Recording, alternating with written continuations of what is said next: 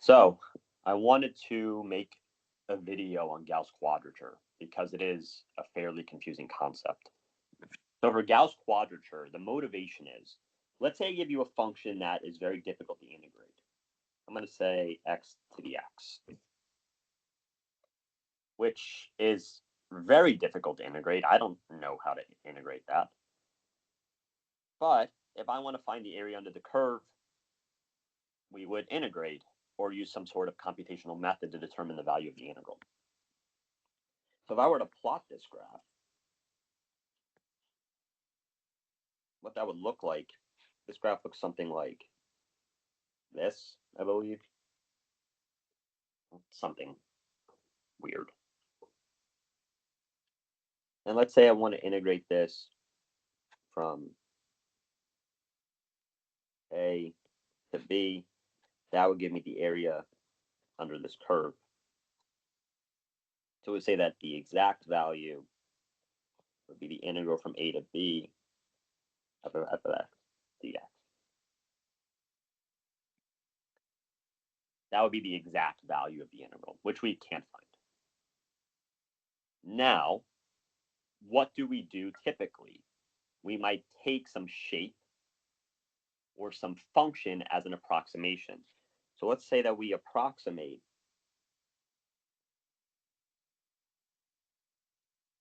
x to the x as a linear function, meaning that if I were to draw two lines here, or two dots, and draw a line, our approximation would be the integral from A to B of that line. So let's say I say that this curve is a naught plus a1x. This would be the integral of a naught plus a1x dx. And again, that would be an approximation. Now, sometimes doing this integral may be annoying. Not that it necessarily is annoying, but as you get to higher and higher orders, it ends up being a little bit of work. So what we do is we say, okay, instead of this, let's say that our approximate is also equal to the summation of a bunch of rectangles. So for example, let me go ahead. I'm going to copy and paste this picture. I'm going to try to erase some things and just show an identical thing. Let's erase all the green.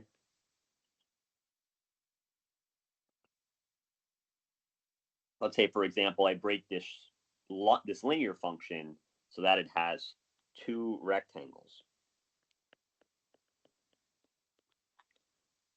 So if we break it down the middle like this, we want to do two rectangles, we need to know two things.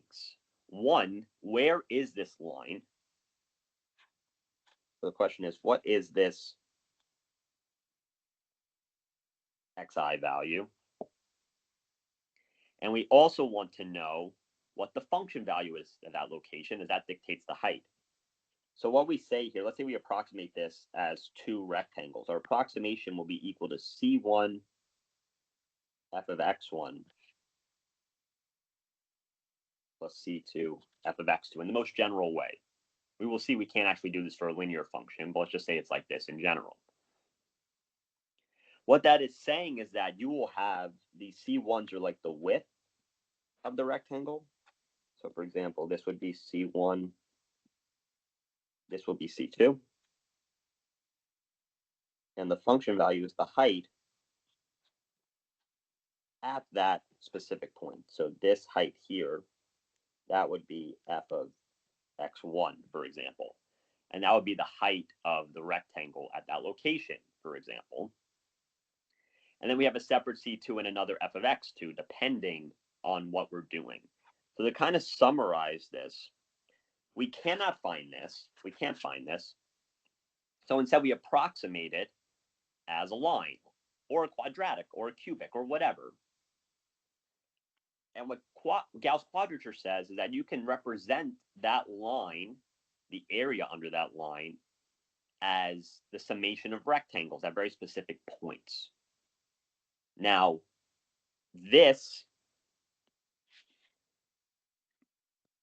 equation there is very easy once we go ahead and find what C1, X1, C2, and X2 are. This will match the approximation exactly of the line. So what we do is that we will plug this into, ultimately, our original function to get an approximation of what those heights are at those specific points. So let's go ahead and try to recap in the notes. Let me pull up the notes real quick so I can see what we did. But in the notes, we start with proving things like the 1 point and the 2 point method.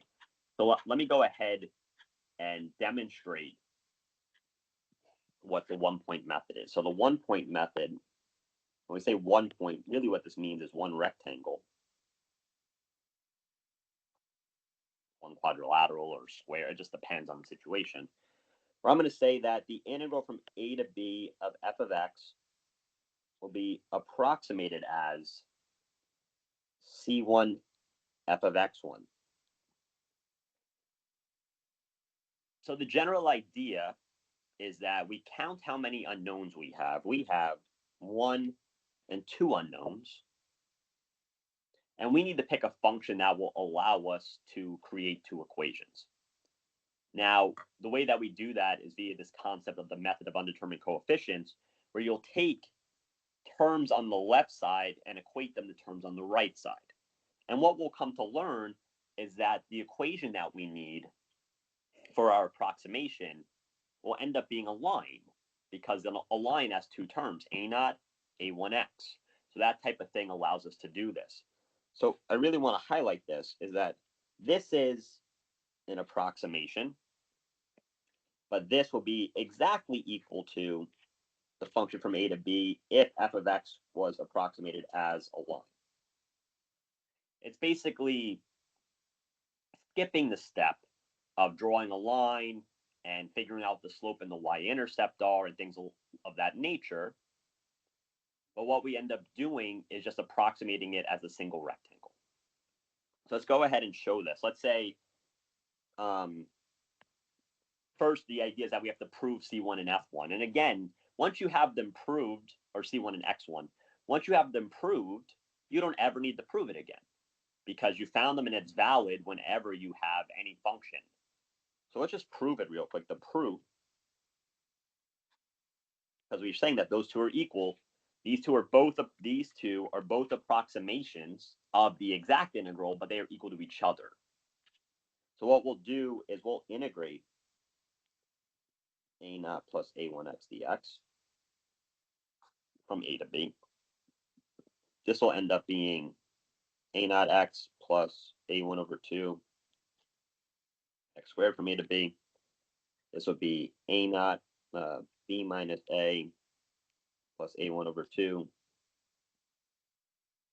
b squared minus a squared. Now remember that the terms b and a are known. Those are the bounds of the integral. You have to know what those are. So from 0 to 1 or something like that.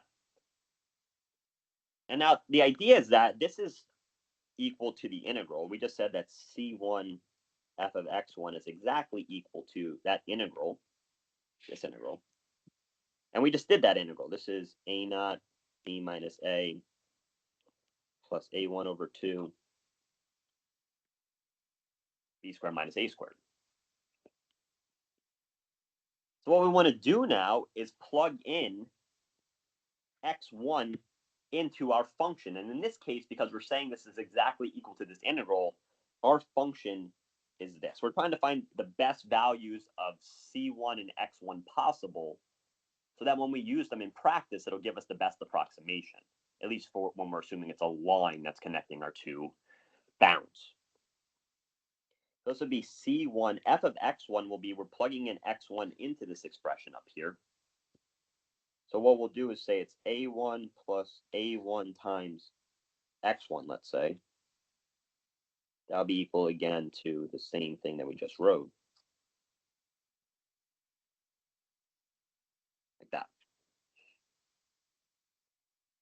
So if we were to distribute this out, we get C1 A naught plus C1 X1 A1 is equal to A naught B minus A plus A1 over 2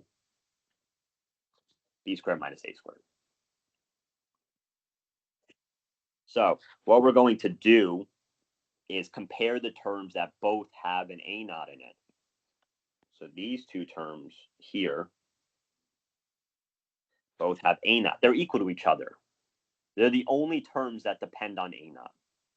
So what that means is we can say that C1 A naught is equal to A naught B minus A. That means that C1 is equal to B minus A. Now we'll talk about the consequences of this in a second. But we just found the width of our one rectangle. Similarly, if you equate the A1 terms, you see they both have an A1. That's A1 and that's A1. They'll be equal to each other. So we will say that C1 X1 A1 is equal to A1 over 2 B squared minus A squared. The A1s cancel, and we can plug in what C1 is. That's B minus A. So this is B minus A X1 is equal to A1 over 2. Now thinking ahead, we would like to solve for X1, and we see we have a B minus A on the left, and we have B squared minus A squared on the right. We can factor that B squared minus A squared. It's the difference of squares. This ends up being B plus A times B minus A. So if you were to divide by B minus A, you will end up getting that X1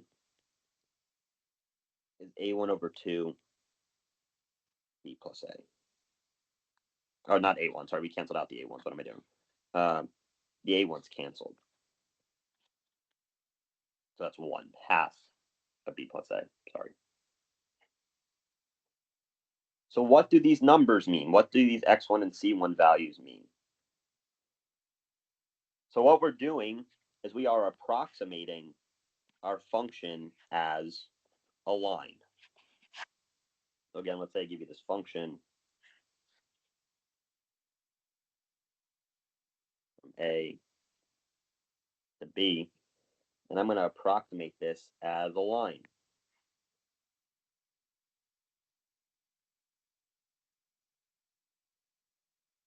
If we were to find the area under that line, that is the same as this integral here. That's the integral of the line. And again, that's an approximation of the actual function, which is the ugly x to the x I drew in blue.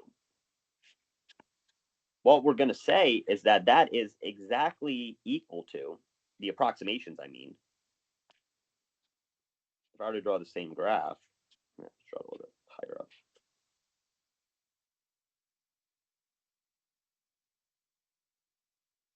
So what we want to do is draw a rectangle. The question is, what is the width and the height of that rectangle? We see here that C1 is B minus A. Well, if we only have one rectangle, we expect it to go the span of the interval, the area that we're trying to integrate about. So this thing here is C1. So what is X1? X1, our best approximation, ends up being directly in the middle. We're trying to essentially look at the average function height in this specific situation. So if I were to come to here, this would be B plus A over 2. That's the function height. And what we'll do is we will draw a rectangle whose height is that and whose width is the distance between the bounds. So this interval here ends up being exactly equal to the red integral there. So instead of drawing a trapezoid, you can draw a rectangle, and it'll end up being identical. Let me draw another example to kind of illustrate that. If I were to give you a line,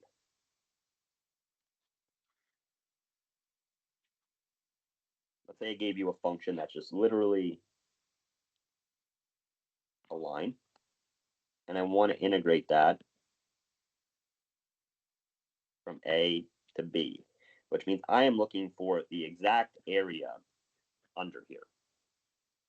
Do we think that when we go through our approximation here, we approximate the function as a line, we set it equal to C1 f of x1, that the areas are the same for this case? And the answer is yes, because we have a function that is a line. So for example, let's say I tell you that this function is a1 x plus a naught. In this case, let me go ahead and make it so that it has a non-zero y-intercept.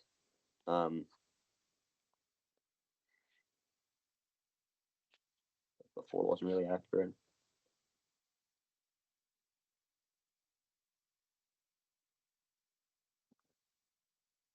So this is A and B. Okay. So let's think about our exact. Our exact is the integral from A to B of this function f of x. And in general, f of x is a1x plus a naught dx. What we did before is that we took our complicated f of x, our original f of x, and we went ahead and approximated it as a line. So I'm just going to put in quotes here, approximate. We rewrote f of x as some a naught plus a1x. Oh my God, it ends up being exactly the same thing because of the fact we're integrating a line. And since we've already done this for the general case, if we say that this is equal to C1 f of x1, we already know that C1 is B minus A, and we know that x1 is 1/2 of B plus A. So let me delete these lines for a second. We know that the bounds determine the width, and the height occurs at the midpoint of B plus A. So if I were to go ahead and draw a rectangle, I'll just draw a thing. Okay, that's better. If I were to draw a rectangle like that, what we will see, well, let me do it. This is very annoying. It's good enough. So what we will see is that the area under this curve will be exactly equal to the area underneath the linear approximation. But in this specific example, the linear approximation is the line, because that's our original f of x. So what we'll see is that the area here will end up canceling the area there. And that will end up giving us an exact value of the integral. So the area that is underneath this section here, that is exactly equal to the area underneath the line from A to B.